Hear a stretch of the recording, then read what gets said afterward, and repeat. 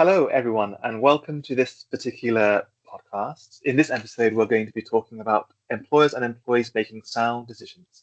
We're dedicated to demystifying hearing loss in the workplace in particular. I'm Roy Magara. I'm an employment solicitor at Magara Law. We act for both employers and employees across the country. We deal with all manner of issues from unfair dismissal, discriminations, through to assisting in employment tribunal litigation too. And today I'm joined by Suzy. Suzy, over to you. Hi, I'm Suzy Sentance. I run Oxford BSL.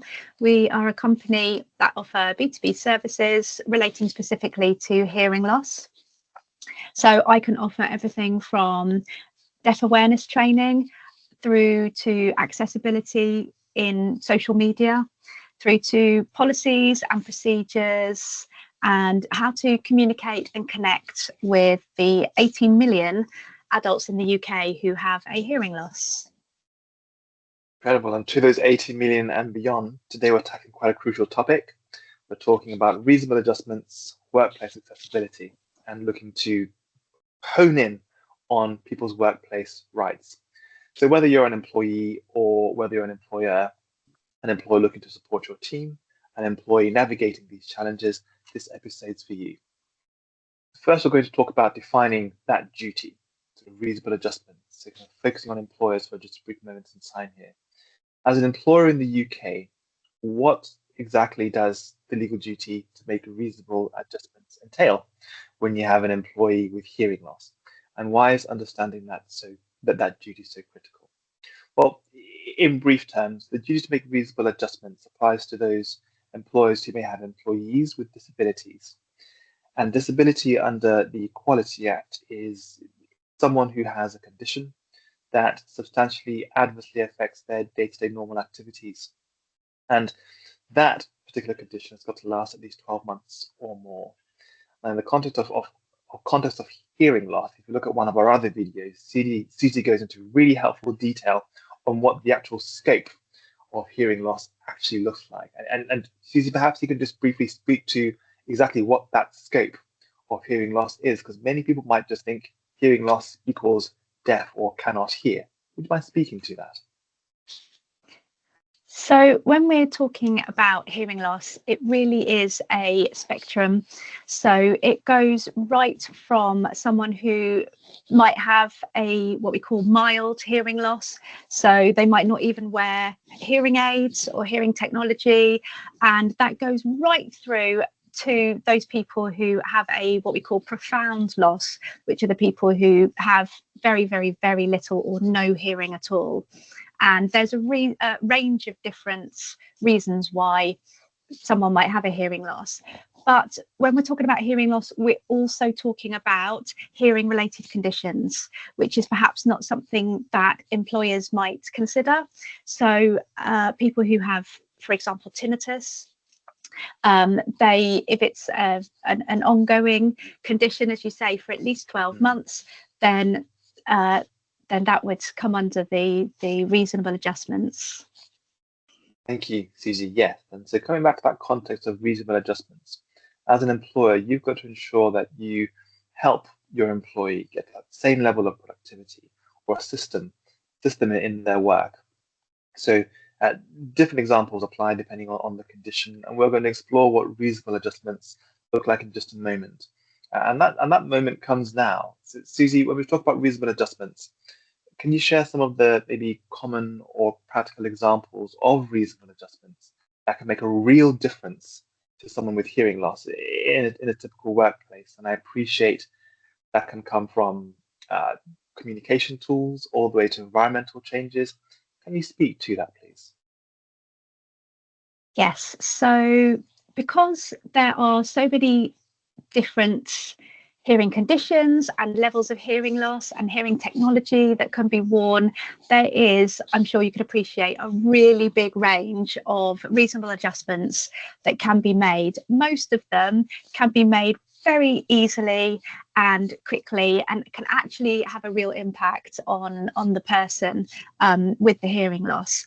So it might just start from a very simple making sure that there is a quiet working environment, perhaps, Someone with a hearing loss, they may struggle to make phone calls if there's a lot of background noise. I think it's really important to point out that technology such as hearing aids, they don't work in the same way as glasses in terms of kind of restoring your hearing back to normal levels. They don't really work in the same way. So while you have hearing aids, and for example, I have hearing aids myself, it doesn't mean that my hearing is now the same as that of a person who doesn't have any kind of hearing loss. It just means that my hearing aids are helping me to hear a little bit better. But it's not an easy thing. So, for example, having a lot of background noise, someone with hearing aids is going to struggle to differentiate between what they're supposed to be listening to and all of that background noise. So even something as simple as providing, if not a quiet general working environment, a quiet space where perhaps phone calls can be made or meetings can be held, conversations, those kinds of things, just away from that background noise. It might also be something as simple as, if you have, for example, an open plan office, it might be something simple as allowing the person with a hearing loss to have a desk against the wall. And it seems like such a simple thing, but actually not having any noise coming from behind you means that you can focus on what's being said more in front of you. So whether that's having a conversation or perhaps a phone call, you don't have this noise behind you. If you're in the middle of a room and there's a lot of background noise, that's all coming into your hearing aids as well, whereas being against the wall just helps to kind of mitigate that a little bit. So again, a really simple, quick, easy change that can actually have a good impact on somebody with a hearing loss. Things like online meetings, it's really, really important to allow the person with hearing loss to make sure that they can have access to captions or subtitles. That's a really important one.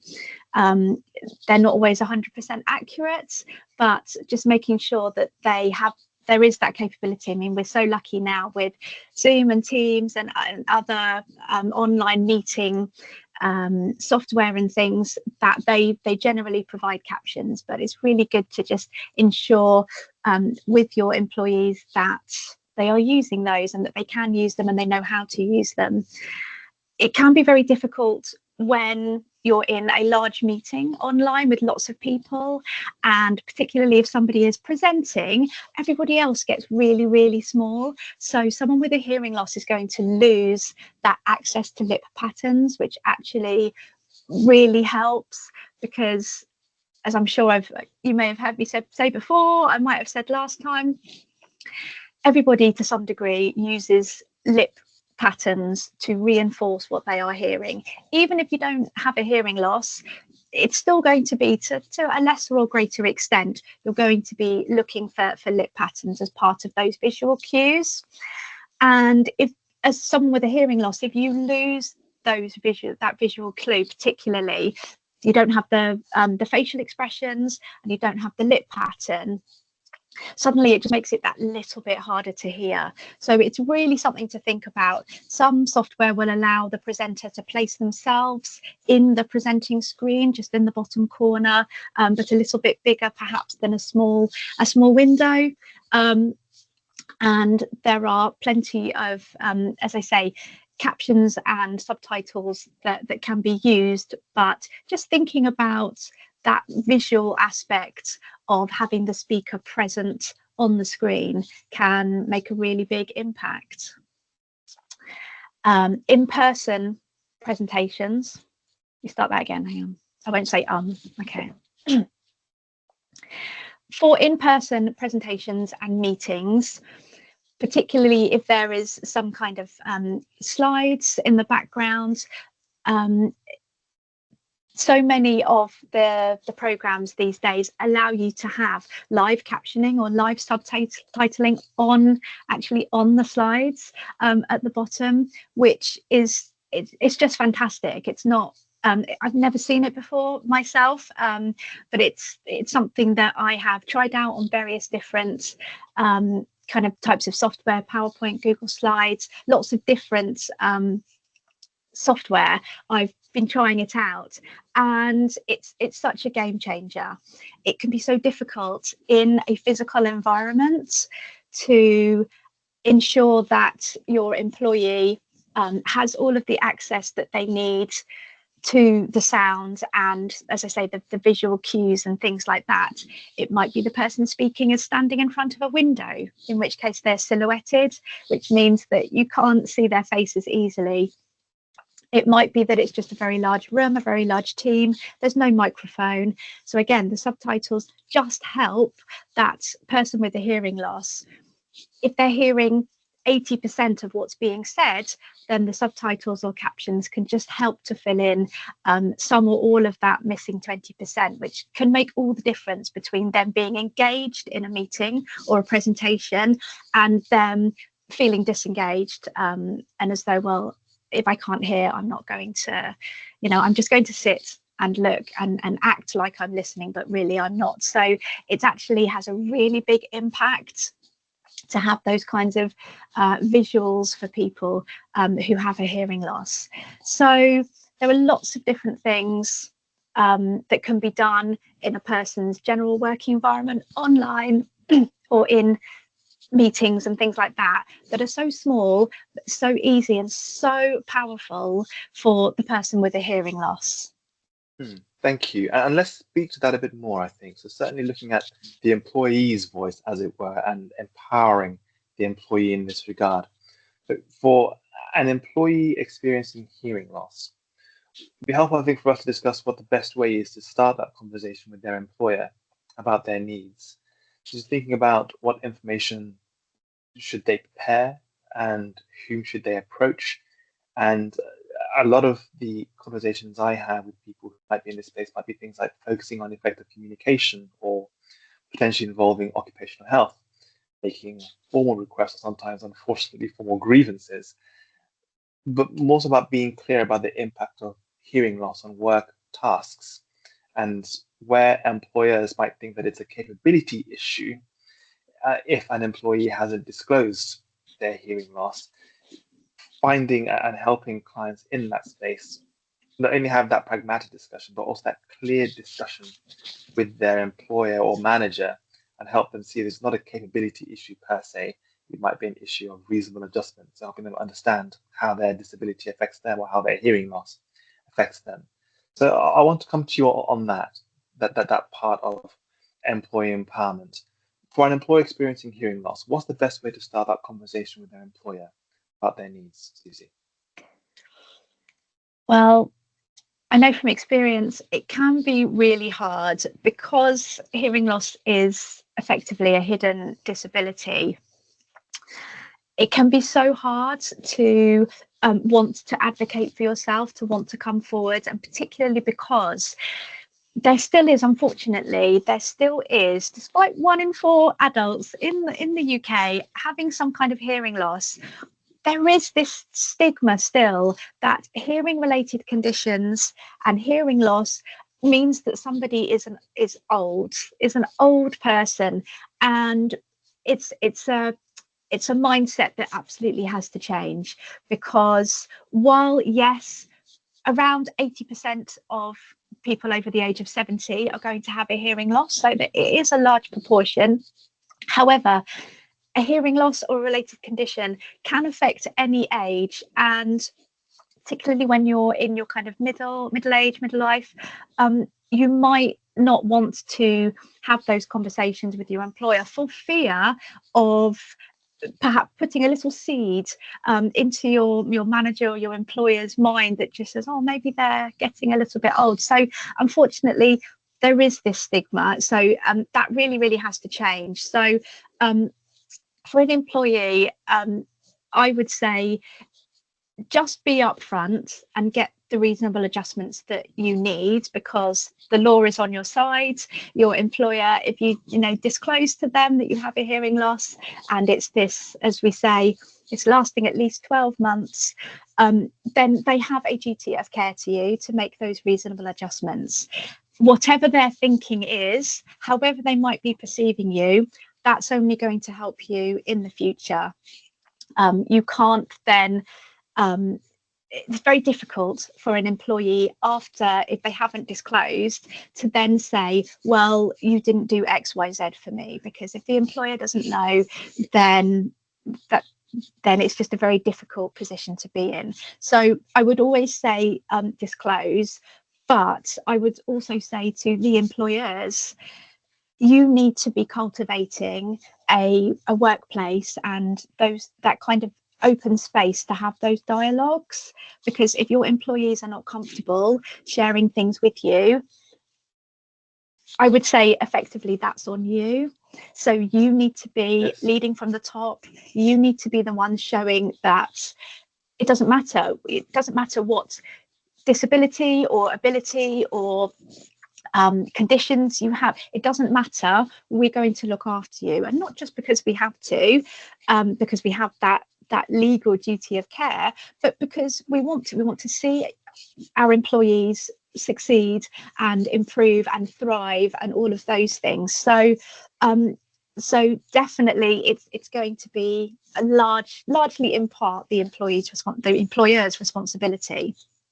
But for an employee, I would say, even if you're feeling embarrassed or you're worried about the stigma or how you might be perceived, I would always recommend that you have those discussions. So just by asking for a quiet chat with your manager or whoever, and just saying, look, I need you to know this.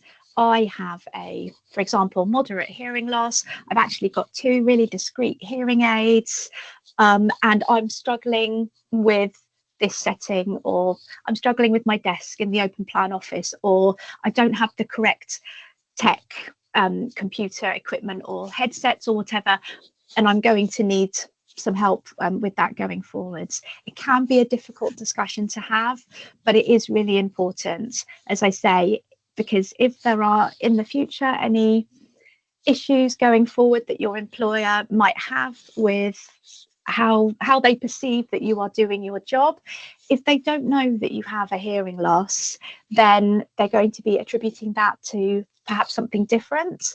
But by disclosing your hearing loss, and then they'll put in these reasonable adjustments, then that situation might never occur, because then you can do your job in an equal way with anybody else. But also, if there were problems in the future, then you can say, well, I did tell them that I had a hearing loss, and then these things didn't happen to help me succeed. So, really helpful points you've highlighted. And I just want to move on from talking about compliance to really exploring employer benefits. By that, I mean talent retention, positive workplace culture, increased productivity, having a diverse workforce, avoiding costly discrimination claims, which is where I come in. I'd like to speak to a few, please, Suzy, to speak to a bit more about what the tangible benefits are for employers who proactively embrace accessibility and make these adjustments for employees with hearing loss. And then hopefully that helpfully leads on to how having an inclusive approach can genuinely strengthen a business. Well, being accessible, that absolutely does bring so many benefits for a company. It's so the whole equality, diversity, and inclusion thing it's becoming quite big at the moment, particularly in this country. I think partly because of things that are perhaps happening elsewhere in the world. So it's becoming something that's a little bit more on people's radars, but I genuinely feel that the truly accessible companies are a little bit thin on the ground at the moment. So as someone with a hearing loss, I would be actively seeking out those companies who are embracing inclusion, who are trying to be accessible in all ways. And that's only going to bring a wider pool of talent to your business, people who perhaps, if there's a choice between your company and another company, but you're the accessible company, they're going to come to you, and they might bring you so much in your company that perhaps you haven't thought of. But also having that ethos in your company of being accessible is generally going to make all your employees, not just the ones who kind of need a little bit more access, but it's going to make all of your employees just more tolerant, more open, more prepared to help each other out, have those discussions, and that is only going to benefit your business. If you've got a happier workforce, everyone's included. There's no kind of two-tier thing. If you've genuinely got an accessible and an inclusive business, it's going to benefit you with your employees, which then in turn is going to improve their output. It's going to improve your retention. It's going to improve the clients that you work with. If you have an accessible, genuinely accessible business, then your client, it's going to filter out. Your clients are going to hear about that, potential clients are going to hear about that, and the word will get passed on. Certainly within particularly the deaf community. So by that I'm talking about people who have severe to profound hearing loss, who quite often have British Sign Language as their first language. If there was a local business who was really open and accessible to people who were deaf or had a hearing loss, that gets passed around the community, and suddenly everybody wants to work there. So other businesses are going to be missing out on potentially this really great employee from this community, but just because they don't have that name for themselves within a particular community. So any company being accessible is the word is going to get out, and as I say, that's not just going to benefit you in terms of keeping your employees and making sure that they're working really hard for you because they appreciate that you understand them, that you want to help them and do your best for them, but it's also going to filter out to clients, potential customers, and they're going to be like, we actually want to be allied with and working with this company because they have shown how accessible they are. So it's really is an absolute win-win situation. Companies who continuously kind of fail to quite hit the mark, or they kind of talk the talk regarding inclusion and accessibility, but it's not really part of their ethos in the company. Eventually, those companies that do have that accessibility, they're going to be the winners in the long run. Yeah, I'm with you with that. And in many ways, you've also addressed some of the misconceptions and challenges or common pitfalls that companies may face in this regard, whether it's perceived cost or fear of so-called special treatment, lack of awareness, difficulty communicating needs, getting buy-in. All of these things are sometimes the misconceptions or challenges that employers say they face. But as you rightly highlighted, being educated enough in this particular space and focusing on the benefits and beyond compliance, as it were, in actual fact, having that inclusive approach and mindset actually strengthens a business as opposed to weakens it. So, Suzy, thank you for joining us at Magara Law to deal with this really important topic, this critical topic. Thanks to you, listeners, for doing that too. And I think the key takeaway is quite clear. Creating accessible workplaces for individuals with hearing loss isn't just a legal requirement under UK employment law. It's a fundamental part of building a fair, productive, and inclusive environment, particularly some of those things, Suzy, that you've rightly highlighted. Viewers, if you've got concerns about any sort of discrimination, but certainly in this space on hearing loss, my suggestion is always seek legal advice, always seek employment law advice. And certainly, Suzy, it would be helpful for you to speak to anyone who's looking for more information and resources around British Sign Language or indeed the services that you offer, please.